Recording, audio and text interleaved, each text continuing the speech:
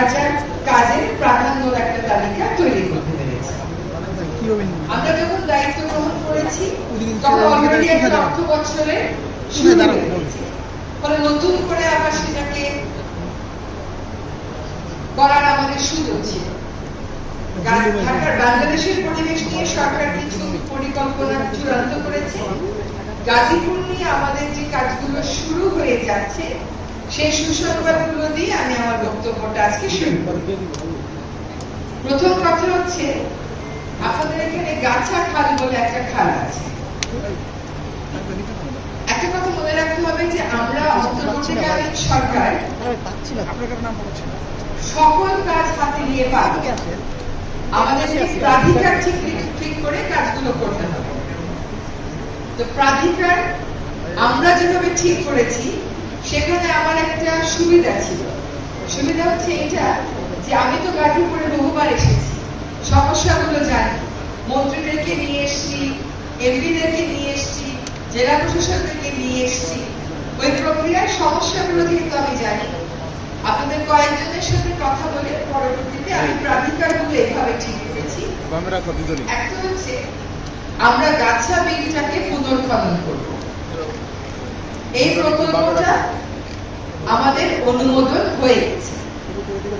এই প্রকল্পের কাজটা শুরু হয়ে যাবে। এখন যেহেতু বর্ষা, কাজে এখন কাজ শুরু করে খুব একটা লাভ হবে না।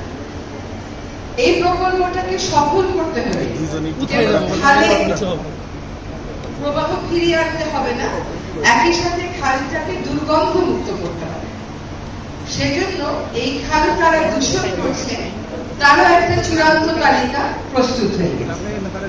এখন তাদের সাথে প্রথম দফায় আমরা আলোচনায় বসবো, তারপরের দফায় আমরা আলোচনার মাধ্যমে সতর্ক করার পরে মনিটরিং করবো। এরপরেও যদি তারা কাজ না শুনে, কথা না শুনে, এবং তারা মনে করে যে খালটা তাদের প্রতিষ্ঠানের বর্জ্য ফেলার জায়গা, সেক্ষেত্রে আমাদেরকে চরম কঠিন পদক্ষেপই গ্রহণ করতে হবে। খালটা কোনো ব্যবসা প্রতিষ্ঠানের ময়লার ভাগার না। আমি পরিবেশ অধিদপ্তরকে এখনই নির্দেশনা দিচ্ছি যে গাছা খাল যারা দূষণ করে, আপনি আপনার পর্যায় থেকে তাদেরকে লিখিত এবং মৌখিক সতর্কতা দিতে থাকে।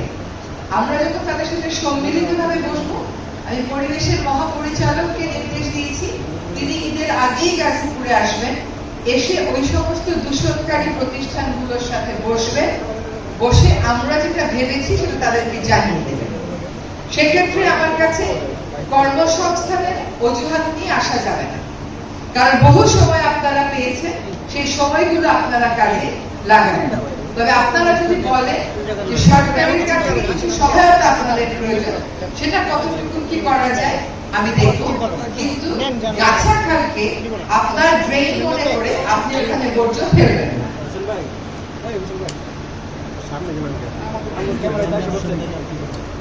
আপনারা একটা কাজ করতে পারেন, দুইটা ভাগ করতে পারেন, অন্যরা তো কথা শুনতে পাচ্ছেন না আপনারা। দ্বিতীয় একটা সুসংবাদ দিই, সেই সুসংবাদটা হচ্ছে লবণদহ নদী, এইটার খননের জন্য যে অর্থ প্রয়োজন, সেই অর্থ একটা প্রকল্পের মাধ্যমে অনুমোদিত হয়ে গেছে। সুতরাং লবণদহ খালের খনন কাজটাও আমরা শুরু করব। সেটাও বর্ষার পরে শুরু করাটাই উচিত হবে। এর মধ্যে নদীর সীমানা আমরা এঁকে দেব এবং ডিসি মহোদয়কে নির্দেশ দিচ্ছি যে আপনি নিজ দায়িত্বে নিশ্চিত করবেন যে কোন দখলদারকে বাঁচানোর জন্য যেন সীমানা আঁকা না হয়। আমরা প্রকল্প পাস করার পরেও খবর পাচ্ছি যে এখানে সেখানে দখল হচ্ছে অল্প অল্প করে। নতুন যেগুলো দখল হচ্ছে এগুলো প্রকল্প বাস্তবায়নের জন্য বসে থাকবেন না, এসপি সাহেব আপনিও আছেন, এগুলো ভেঙে দেবেন। এগুলো যদি একবার স্থাপনা হয়ে যায়, ভাঙতে কিন্তু সরকারের অনেক বেশি অর্থ ব্যয়। সুতরাং নিয়মিত মনিটরিং এ রাখবেন এবং সীমানার যে চিহ্নটা সেটা কেটে দেবেন। সেটা আপনার প্রকল্প শুরু হওয়ার বর্ষার জন্য অপেক্ষা করার কোনো কারণ। এবার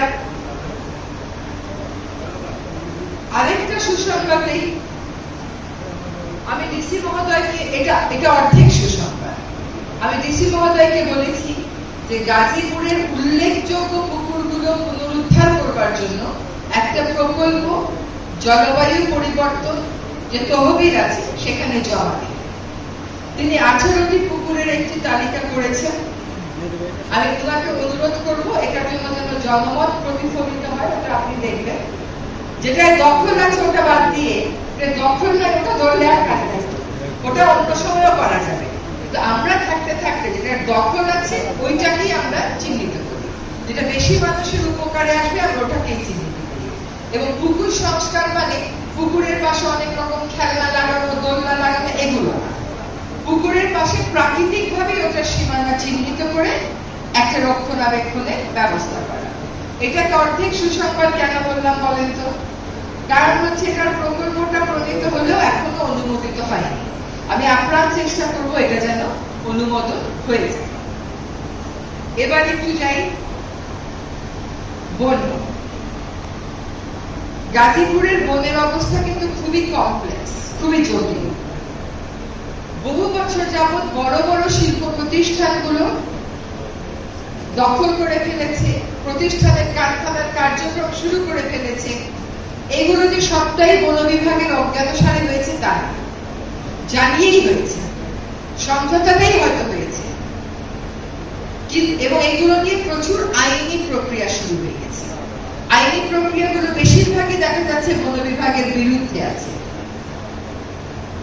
এখন আমাদের সীমিত সময় আমরা বন রক্ষার কাজটা দুই ভাবে করছি। আমি একটু দেশের কথাটাও বলি, তাহলে আপনাদের শুনতে ভালো লাগবে।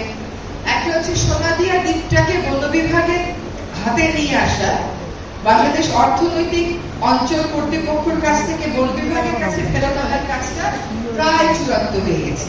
এখন কেবল খতিয়ানটা ঠিক করা হয়। আমি এখানে বাংলাদেশের অর্থনৈতিক অঞ্চল কর্তৃপক্ষকে ধন্যবাদ জানাই। আমি বলার সাথে সাথে তারা প্রক্রিয়াটা শুরু করে কাজটা তাদের পক্ষ থেকে এগিয়ে দিয়েছে। তারপরে ভূমি, কক্সবাজার জেলা কর্তৃপক্ষ, এটা একটা বিষয় ছিল, এখন প্রায় শেষ পর্যায়ে। যে সকল বন উন্নয়ন কার্যক্রমের জন্য নেওয়া হয়েছিল এবং যেগুলোর স্পষ্ট বিকল্প আছে, বিকল্প জায়গা আছে, সেগুলো ফেরত আনার প্রক্রিয়াটা আমরা শুরু করে দিয়েছি। আমরা মিরেশ্বরাই বনের যেটুকু অংশ এখনো বেঁচে আছে ওটাও ফেরত আনার কাজ, কথাবার্তা চালাচ্ছি। গাজীপুরে আমরা দুই ভাবে কাজ করব। একটা হচ্ছে 5ই আগস্টের পরে যেগুলো দখল হয়েছিল সেগুলো নিয়ে আইনি প্রক্রিয়া, আইনি জটিলতা নেই আমার, ফলে এটা আমরা প্রথম দফায় শুরু করেছি। দ্বিতীয় দফায় আমরা যেটা করব সেটা হচ্ছে যেগুলোর বিরুদ্ধে কোনো আইনি প্রক্রিয়া নেই, কোনো স্থিতাবস্থা নেই, স্থগিতাদেশ নেই, সেইগুলোকে টার্গেট করে আমরা উচ্ছেদ অভিযান চালাব। যতটা সহজ মনে হয় বিষয়টা ততটা সহজ না। এখানে অর্থনীতি আছে, এখানে রাজনীতি আছে। ফলে আমরা উচ্ছেদ না করলেও বলবে উচ্ছেদ করে না কেন, উচ্ছেদ করতে গেলেও বলবে গরিব মানুষের ঘরবাড়িগুলো ভাঙা হয়। আসলে গরিব মানুষের ঘরবাড়ি ভাঙা হয় না, যা হচ্ছে তা হলো এই যে অর্থের কারণে কিছু কিছু মানুষ যারা নানান বিবেচনায় প্রভাবশালী, তারা এই ঘরগুলো বানিয়ে ভাড়া দিয়ে রাখে।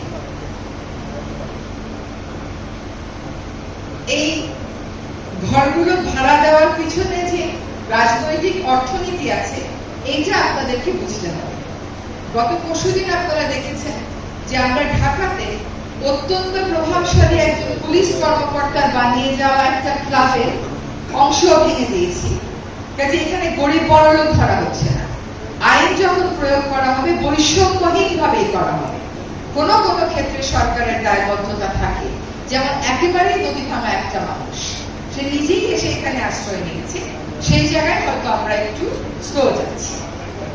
প্রথম দফা হচ্ছে 8ই আগস্টের পরে যেটা হয়েছে। দ্বিতীয় দফা হচ্ছে যেগুলোতে আইনি প্রক্রিয়া নেই সেগুলোর কাজ আমরা শুরু করব। এখন সেখানে দেশের সামগ্রিক আইন শৃঙ্খলা পরিস্থিতি, আইন শৃঙ্খলা বাহিনীর সক্রিয়তা সবকিছু বিবেচনায় নিয়ে আমাদেরকে কাজটা করতে হচ্ছে। এবার যাই আরেকটা সুসংবাদ, সেটা হচ্ছে বিশ্ব ব্যাংক এবং বাংলাদেশ সরকার যৌথ অংশগ্রহণে এখানকার পয়ঃবর্জ্য পরিশোধনে একটা প্রকল্প হাতে নিয়েছে। এই প্রকল্পটা 6টা মাস যাবত সরকার অনুমোদন দিচ্ছিল না। এটা বিশ্বব্যাংক যখন আমাকে জানায়, যদিও এটা আমার মন্ত্রণালয় না, তারপরেও আমি কথা বলে এটার অনুমোদনটা নিয়ে এসেছি। মানে এই কাজটাও শুরু হবে, কিন্তু ওইটা আমার মন্ত্রণালয় না, যেহেতু ওটা কতটা দ্রুততার সাথে হবে সেই দায়িত্বটা আমি নিতে পারছি না। একটু গ্রাউন্ড ওয়াটারে আসি। আপনারা জানেন যে আমরা গ্রাউন্ড ওয়াটার ইন্ডাস্ট্রিয়াল ইউজে, শিল্প কারখানায় যে ব্যবহার হয় সেটা জানি আর বিনামূল্যে না হয়, সেটা যেন রিইউজ করা হয়। এবং গাজীপুরে যে আসলে কি ভয়ঙ্কর অবস্থা কয়েকটা জায়গায় গ্রাউন্ড ওয়াটারে, সেটার সম্পূর্ণ চিত্র জানি জনগণের সাথে তুলে ধরা যায়, এই কাজগুলো প্রায় শেষ করে নিয়েছি। আমাদেরকে আপনারা মাস 2 সময় দিতে হবে। ইন্ডাস্ট্রিয়াল ওয়াটার ইউজ গাইডলাইন এটা প্রায় চূড়ান্ত হয়ে গেছে। ইন্ডাস্ট্রিগুলো চাইলেই বিপুল পরিমাণ পানি বিনা পয়সায় তুলতে পারবেন না, এবং প্রাইসিংটাও এমনই হবে, ওনাদের সাথে কথা বলি হবে, কালকেই শুরু হবে না, তাদেরকেও তো একটু সময় দিতে হবে। প্রাইসিংটা এমন হবে যাতে করে ওনারা রিইউজ করার দিকে ঝুঁকে পড়েন। বেশি টাকা দিতে গেলে তো ওটা আর লাভজনক হবে না। এখানে যেটা সুখবর সেটা হচ্ছে বিদেশি দাতা গোষ্ঠীরা যারা গার্মেন্টস এর কাপড় নেয়, তারা বলছেন যে তোমরা তোমাদেরকে পানি রিসাইকেল করতে হবে, বিদ্যুৎ রিনিউয়েবল হতে হবে, এবং রপ্তানি খাতের জন্য যখন যারা ক্রেতা তারা কিছু কথা বলে, তখন রপ্তানি খাত কিন্তু আগ্রহ করে সেটা শোনে। একটু পলিথিনে আসি। এখানে কয়টা পলিথিন উৎপাদনকারী কারখানা আছে আমরা জানি, এবং আমরা ওইগুলোর বিরুদ্ধে ব্যবস্থা নিব, কথা দিয়ে যাচ্ছি আপনাদেরকে। যেটা বললাম আইন শৃঙ্খলা বাহিনীর তো আরো অনেক প্রায়োরিটি, সারাক্ষণই কারখানা একটা কিছু হচ্ছে, তার মধ্যে যথেষ্ট পরিমাণ জনবল নিয়ে এই অভিযানটা চালাতে হবে, সেটা করা হবে।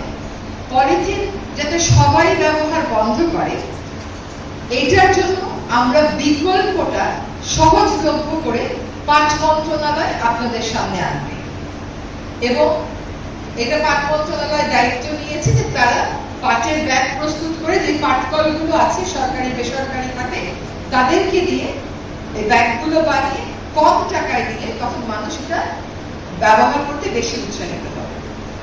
আপনারা যারা এই রুমে আছেন, আপনারা নিজেরা বন্ধ করেন পলিথিনের ব্যাগ ব্যবহার। সরকারের দিকে তাকিয়ে থাকেন কেন? আপনার নিজের অভ্যাসটা আপনি নিজে পরিবর্তন করেন। আপনি যখন বাসায় যান, বাজারে যান, বাসা থেকে একটা পাটের ব্যাগ নিয়ে যান। যদি বলবেন বাসায় কোনো পাটের ব্যাগ নেই, আমি তো মানবো না, কারণ বাজার থেকে চাল কিনেন না, চাল তো চটের ব্যাগেই পান। বাসা থেকে ওটার একটা হাতল লাগিয়ে বাজারে যেতে সমস্যা কোথায়? আপনার বাবা গেছে, দাদা গেছে, আপনিও হয়তো জীবনের কয়েক বছর গেছেন, এখন সমস্যা কোথায়? পলিথিন শপিং ব্যাগ আপনারা না কিনলে উৎপাদনকারীরা বানাবে? তা তো বানাবে না। আপনারা কেনেন কেন? আমরা কিনি কেন? আমরা ওইটা বন্ধ করি। যখন বলা হচ্ছে মানুষের মস্তিষ্কে মাইক্রোপ্লাস্টিক এবং এই জন্য মানুষের স্ট্রোকের ঝুঁকি বেড়ে যাচ্ছে, তারপরেও আমরা এটা শুনবো না। এবং একজন উপদেষ্টা পলিথিন শপিং ব্যাগের বিক্রি আর ব্যবহার বন্ধে সফল হয় হবে নতুবা হবে না, তাই তো? আপনারা কিছু সফল হবে বলেন তো? যখন আপনারা দেখবেন আপনাদের ঘরে আর পলিথিন শপিং ব্যাগ নাই, তখন জানবেন আপনার সন্তান নিরাপদ। কারণ পলিথিন এখন মায়ের দুধে পাওয়া যাচ্ছে। তাহলে আর কতদিন আপনারা অপেক্ষা করবেন? একজন মন্ত্রী উপদেষ্টাকে সফল ব্যর্থ বলা যায়, এটা তাকে মানতেই, এটার মধ্যে কোনো সমস্যা নেই। কিন্তু কখনোই সরকার সফল হবে না যদি জনগণের সঙ্গে স্ফূর্ত অংশগ্রহণটা না থাকে।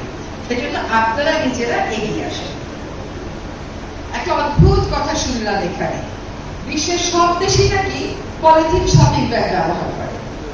আমি তো জানি নিশ্চিত করে বিশ্বের 100টার বেশি দেশ হয় পলিথিন শপিং ব্যাগ সম্পূর্ণ বন্ধ করেছে, নতুবা অন্যান্য নিয়ন্ত্রণমূলক ব্যবস্থা এনেছে। মাত্রই আমি বিলেত থেকে এসেছি, সেখানে প্রত্যেকটা সুপার মার্কেটে কাপড়ের কাগজের ব্যাগ আছে। যিনি এই কথাটা বলেছেন তিনি যেন মিটিং এর পরে আমাদের দেখা করেন, আমি ওনাকে ছবিগুলো দেখাবো। এখানে মোটা এক ধরনের প্লাস্টিক ব্যাগ, যেগুলো আমরা বলি ঠিক পলিথিন না, সেইগুলো কিনলে আপনাকে 3 পাউন্ড দিতে হবে। 3 পাউন্ডের টাকা হিসাব করেন তো, এত দাম দিয়ে কেন কিনতে হয়? ওদের তো রিসাইক্লিং ফ্যাসিলিটি আছে, তারপরেও দাম বাড়িয়ে বিক্রি করে যাতে করে মানুষ এটা কিনতে নিরুৎসাহিত হয়। ঠিক আছে, রিসাইক্লিং শব্দটা শুনতে যত সহজ মনে হয়, প্রক্রিয়াটা মোটেও তত সহজ না। এটার জন্য যেই পরিমাণ বিদ্যুৎ লাগবে, তার বিপরীতে পাটের ব্যাগে যে পরিমাণ বিদ্যুৎ লাগবে চিন্তা করে। তাই এটা রিসাইকেল করতে আপনাকে কেমিক্যাল ব্যাগ, পলিথিনের ব্যাগটা বানাতে তো কেমিক্যাল ইউজ করতে হয়, ওই কেমিক্যাল গুলো ম্যানেজমেন্ট করতে হবে। সেই কেমিক্যাল কে ম্যানেজমেন্ট করতেছে? এগুলো একটু জেনে বললে ভালো, কনফিউজ না করাটা মানুষকে ভালো, আর নিজেও কনফিউজ না হওয়াটা ভালো। আমি ডিসি মহোদয়দেরকে অনুরোধ করেছিলাম বহুবার, ডিসি সম্মেলনে অনুরোধ করেছি, পরবর্তীতে আরেকটা জুম মিটিংয়ে অনুরোধ করেছি, আজকে আবারও বলে যাচ্ছি, আপনারা পলিথিন শপিং ব্যাগের বিরুদ্ধে অভিযান নিয়মিত পরিচালনা করেন। আজকে করলে 2 মাস পরে আবার করবেন, এতে কিন্তু হবে না। এখন বিকল্পর কথা যদি বলেন, আমি মনে করি বাংলাদেশেই বিকল্প সবচেয়ে সহজলভ্য। আমার কাপড়ের ব্যাগ আছে, আমার চটের ব্যাগ আছে, আমার পাটের ব্যাগ আছে, বাংলাদেশে বিকল্প নেই কেন? আমরা যখন স্কুল কলেজ পর্যন্ত, এমনকি বিশ্ববিদ্যালয়ের প্রথম দিক পর্যন্ত শুনেছি আমাদের বাবাদেরকে বলতে যে বাজারের ব্যাগটা দাও তো। এটা মার্কেটটা ওইভাবেই কাজ করবে, সে কখনো ভ্যাকেন্ট থাকবে না, মার্কেট পুরা হয়েই যাবে। কাজে নিষিদ্ধ পণ্যকে আপনি বিকল্পের যুক্তিতে তার বিরুদ্ধে অভিযান না চালিয়ে বসে থাকতে পারবেন না। আরেকটা কথা একটু বলি, যে আপনারা পানি উন্নয়ন বোর্ডকে গাজীপুরে অফিস খোলার কথা বলেছেন। সরকারি একটা অফিস খোলা আসলে অনেক সময় সাপেক্ষ ব্যাপার, অতটা সময় হয়তো আমাদের সামনে হাতে থাকবে না, তবে এই প্রস্তাবনাগুলো আমি সরকারকে দিয়ে যাব। কারণ গাজীপুরের কয়েকটা জায়গা পানি সংকটাপন্ন এলাকা হয়ে গেছে। এসব জায়গায় স্থানীয় সরকার প্রকৌশল, জনস্বাস্থ্য প্রকৌশল অধিদপ্তর যেন আর গভীর নলকূপ না খোলে, আপনারা যেন আর কোন শিল্প প্রতিষ্ঠানকে গভীর নলকূপে পানি তোলার অনুমোদন না দেয়, এটা অবশ্যই একটা সিদ্ধান্ত হিসেবে যার দপ্তরে নীতিবদ্ধ করে রাখে। আর নতুন প্রতিষ্ঠান মানে আমাদের আসলে আর বাঁচার উপায় থাকবে না। সিরিজ ট্রিটমেন্ট প্ল্যান্টের কথা বলেছি, রিইউজের কথা বলেছি। এবার একটু সচেতনতা বলি, যে আপনার এই কথাটা শুনেই আমি শিক্ষা উপদেষ্টাকে লিখেছি যে আপনি পরবর্তী বছরের পাঠ্যক্রম চূড়ান্ত করার আগে আমার কাছ থেকে একটা রাইট আপ নেবেন, পরিবেশের কোন কোন বিষয়গুলো পরিবেশ পাঠে অন্তর্ভুক্ত করতে হবে।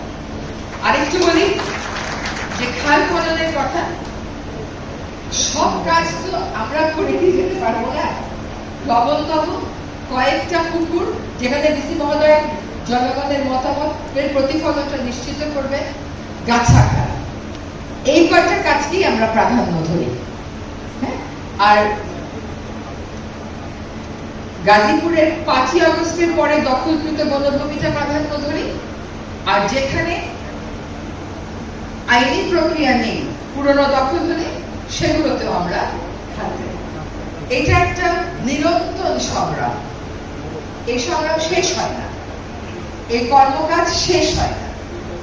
ইটভাটার কথা একটু বলি, দেশের মোট ইটভাটার সংখ্যা ধরেন 10,000 মতো, আর অবৈধ ইটভাটার সংখ্যা কয়টা জানেন? 6,500। পরিবেশ অধিদপ্তরের ম্যাজিস্ট্রেট কয়জন জানেন? 6 জন। ইটের তো চাহিদাও আছে। আমরা আগে শুনে এসেছিলাম 2025-এর পরে সরকারি কোন নির্মাণ কাজে আর মাটির পোড়ানো ইট ব্যবহার হবে না। ঠিক আছে, দায়িত্ব নিয়ে দেখি তার এক ধাপ কাজ হয়নি। আমি তো খুশি মনে আসলাম যে আমি এই বছরই 50 ভাগ হ্রাস করার চেষ্টা করব মাটির পোড়ানো ইটের ব্যবহার। দেখি কোনো কাজই শুরু হয় না।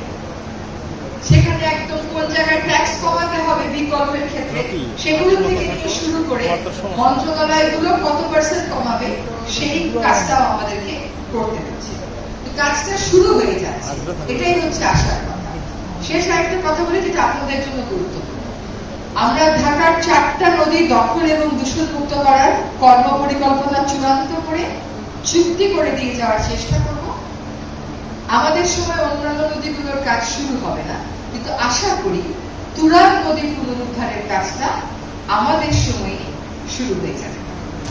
এই জন্য আমাদেরকে বিশ্বব্যাংক সর্বাত্মক সহযোগিতা দিচ্ছে এবং এশিয়ান ডেভেলপমেন্ট ব্যাংক বলেছে তাদেরও তো একটা প্রক্রিয়া আছে, তাদেরও একটা আমলাতন্ত্র আছে। বলেছে যে ওইটা ক্রস করে আসতে আসতে 2026-এর মাঝামাঝির আগে অন্যগুলোর কাজ শুরু করা যাবে না। তবে তারা অন্য একটা প্রকল্প থেকে আমাদের জন্য কিছু টাকা বরাদ্দ দিচ্ছে নদীর পাড়ে সৌন্দর্য বর্ধনে। সেখানেও যে কটা শিল্প প্রতিষ্ঠান দূষণ করেছে আমরা তাদের তালিকা করেছি। ঈদের আগে গাছাবেই, তুরাগ দূষণকারী এবং শ্যামপুরের যে সমস্ত ডাইং ফ্যাক্টরি বুড়িগঙ্গা দূষণ করছে তাদের সাথে আমরা প্রথম দফায় বৈঠক করব।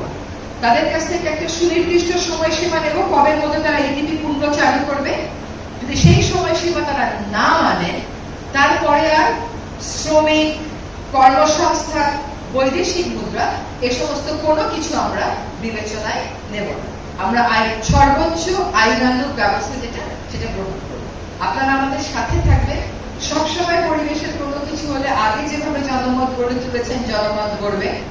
পরিবেশটাকে পরিবেশ মন্ত্রণালয়ের বাইরে সরকারের অন্য সকল মন্ত্রণালয়ের মূল্যবোধ হিসেবে নেয়ার যে উদ্যোগটা বর্তমান সরকার শুরু করেছে, আশা করি সেটা সুফল আগামী সরকারগুলোতেও, আগামী দিনগুলোতেও আপনারা পাবেন এবং অব্যাহত থাকবেন। সকলকে অনেক ধন্যবাদ।